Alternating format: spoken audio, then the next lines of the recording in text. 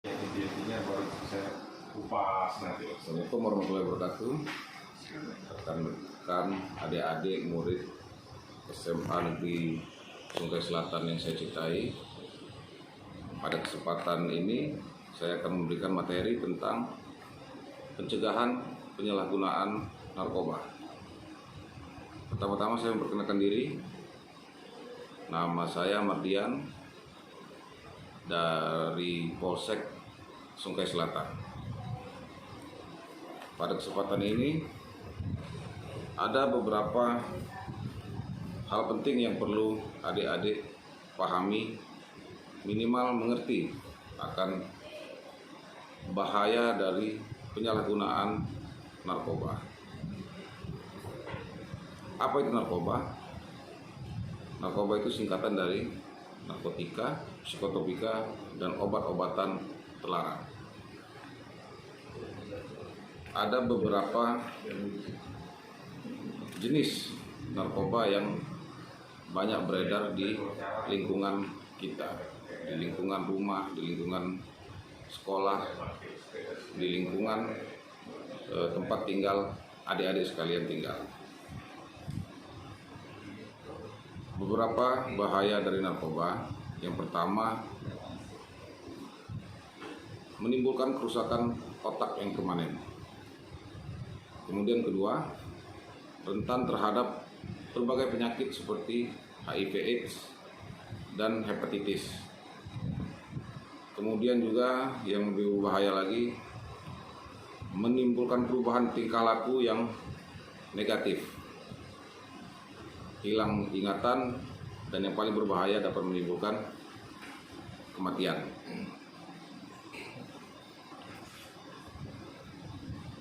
Faktor-faktor yang mendorong seseorang menjadi pengguna narkoba ada 3 faktor. Yang pertama, faktor individu. Dari faktor individu dibagi lagi dari beberapa aspek. Pertama, aspek kepribadian.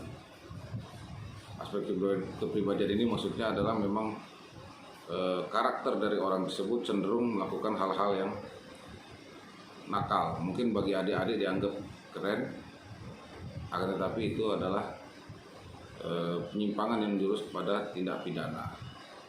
Kemudian aspek pengetahuan. Aspek pengetahuan ini maksudnya kurangnya pengetahuan adik-adik tentang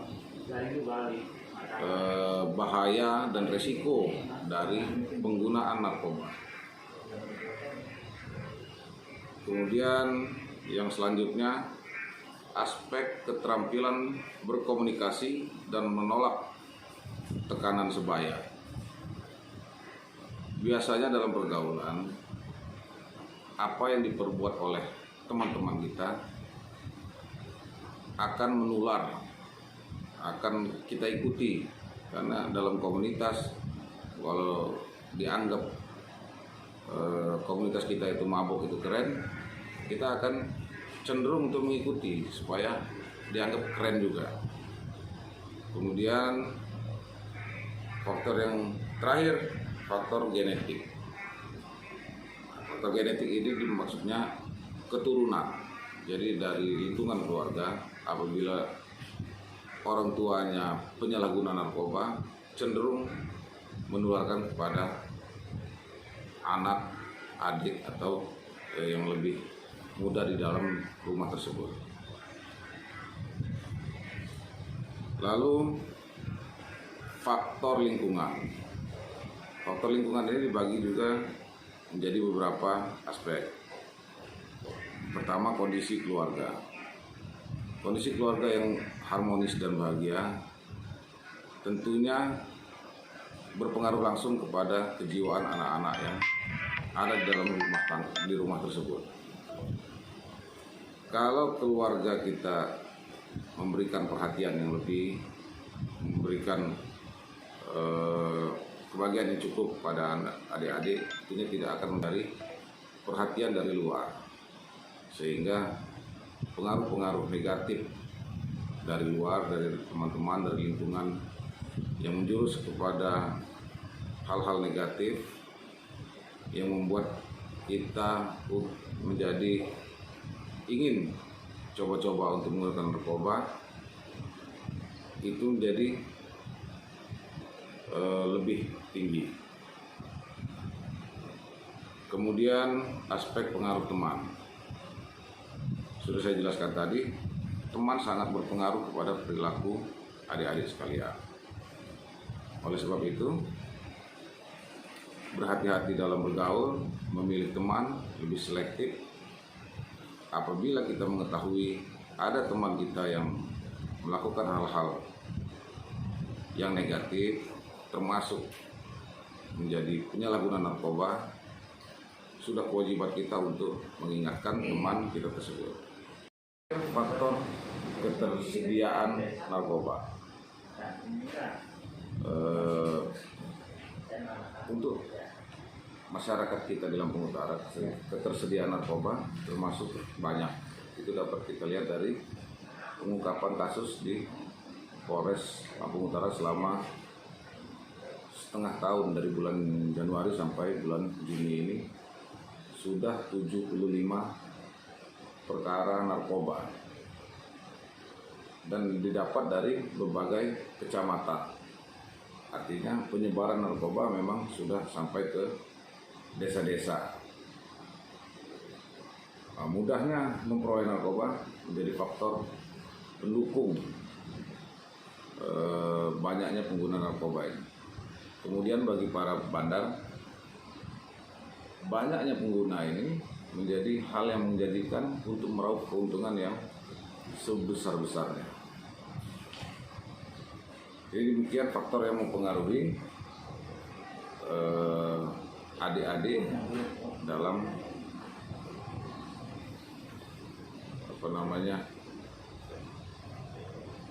memudahkan untuk memperoleh narkoba. Jadi adik-adik sekalian, kalau kita menggunakan narkoba hanya 3 pilihan. Secara garis besar dapat saya bagi 3. Yang pertama, penjara, tentu berurusan dengan hukum. Yang kedua, rumah sakit, karena sangat berpengaruh bagi kesehatan, baik kesehatan fisik maupun kesehatan psikis atau kesehatan jiwa. Kemudian yang ketiga, kuburan. Narkoba sekali menggunakan sudah kontrak dengan kematian. Kemudian saya jelaskan bagaimana cara mencegah narkoba. Untuk mencegah narkoba, ada beberapa hal yang dapat kita lakukan supaya kita tidak terpengaruh oleh bahaya narkoba. Bagi adik-adik sekalian, yang pertama tentunya mengisi kegiatan dengan hal-hal yang positif, dengan belajar yang tekun, sehingga kita tidak mempunyai waktu luang untuk berbuat hal-hal yang negatif. Kemudian tentunya rajin beribadah. Dengan banyak mengingat Tuhan Yang Maha Esa, dengan rajin beribadah, kita akan terhindar dari keinginan, dari kelakuan yang menyimpang. Kemudian yang ketiga yang dapat mencegah narkoba ialah makan makanan yang sehat, makan makanan yang bergizi. Kalau badan kita sehat, jiwa kita ikut sehat. Kemudian yang terakhir, olahraga yang teratur.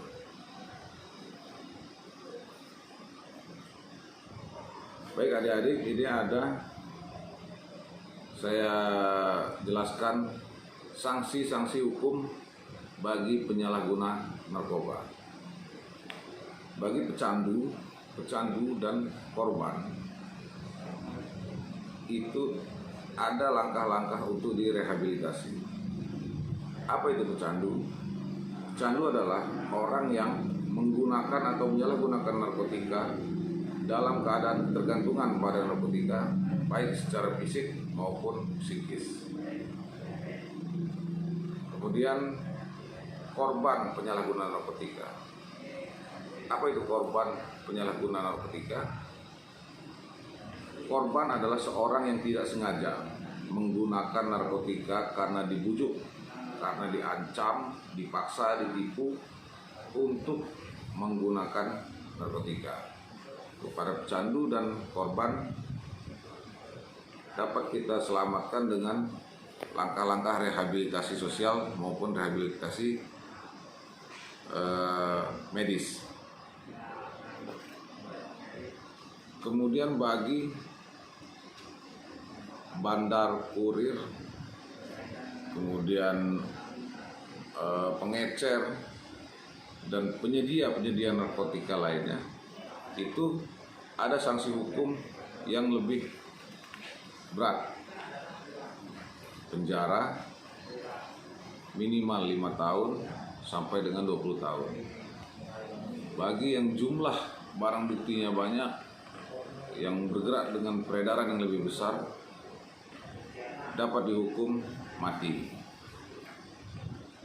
Untuk pasal-pasal yang mengikat, yang mengatur tentang saksi pengguna, penyedia, bandar, kurir narkotika, nanti akan saya berikan slide yang dapat dipelajari oleh adik-adik untuk lebih jelasnya. Demikian materi yang dapat saya sampaikan pada kesempatan ini. Mudah-mudahan bermanfaat bagi kita semua. Tentunya ini tidak maksimal karena kita tidak ada interaksi langsung. Tapi nanti akan saya backup, akan saya berikan materi dalam bentuk slide dan buku. Baik, terima kasih. Wabillahi taufik wa hidayah. Assalamualaikum warahmatullahi wabarakatuh.